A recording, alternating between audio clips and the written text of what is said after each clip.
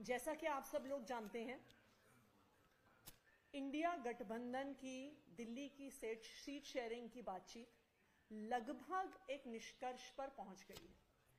जब से कल शाम से और आज सुबह से मीडिया में ये खबरें चल रही हैं कि सीट शेयरिंग तकरीबन फाइनल है, सीट शेयरिंग किसी भी समय अनाउंस हो सकती है।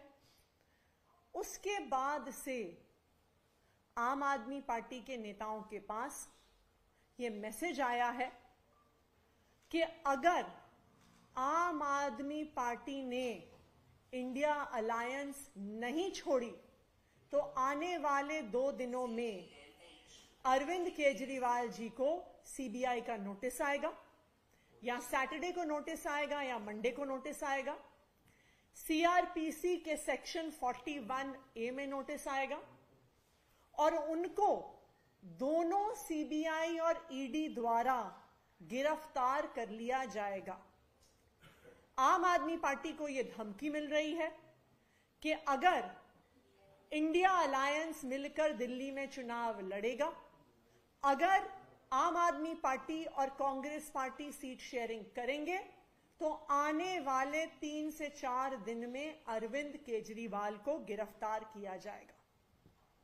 मैं आज सभी मीडिया के साथियों के माध्यम से भारतीय जनता पार्टी को यह बताना चाहती हूं कि यह लोकतंत्र है। लोकतंत्र जनता का शासन होता है। जनता को वोट देके किसी भी पार्टी को चुनने का अधिकार होता है। किन्हीं भी पार्टियों को एक साथ अलायंस करने का अधिकार होता है।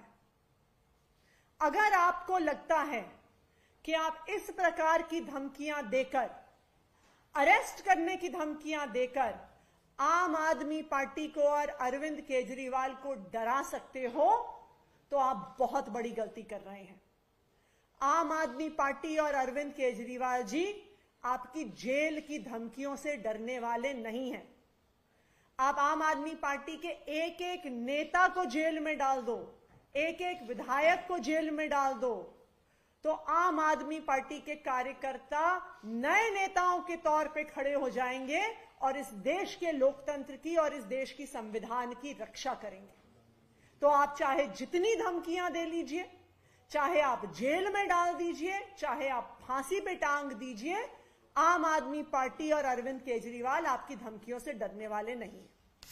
Thank you.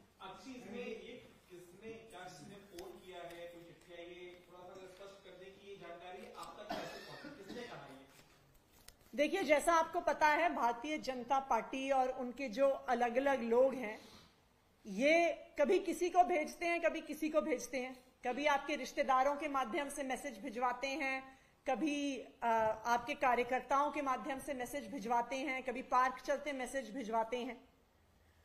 तो कल शाम से आज दोपहर तक कई अलग अलग लोगों के माध्यम से हमें यह मैसेज मिला है कि अगर आम आदमी पार्टी ने कांग्रेस के साथ गठबंधन कर लिया तो सैटरडे या मंडे को अरविंद केजरीवाल जी को सीबीआई का नोटिस आएगा और उसके 1 या 2 दिन में दोनों सीबीआई और ईडी अरविंद केजरीवाल जी को गिरफ्तार कर लेंगे।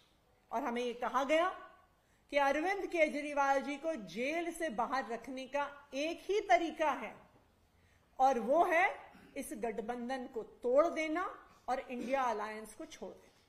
इंडिया गठबंधन के तहत आज चर्चा भी चल रही है कांग्रेस और आम आदमी पार्टी के बीच गठबंधन की।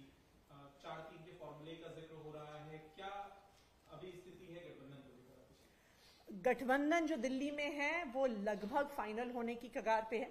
हमें उम्मीद है कि आने वाले 1-2 दिन में एक आधिकारिक घोषणा दोनों पार्टियों की तरफ से मिलकर हो जाएगी। लेकिन देखिए, अभी गठबंधन का कुछ फाइनल हुआ नहीं है, उससे पहले इस तरीके की धमकी की बात आप कह रहे हैं, इसके पीछे किस तरीके का आपके पास साक्ष्य रहेगा क्या? क्योंकि बार बार यही सवाल उठता है कि साक्ष्य क्या है इस तरीके के।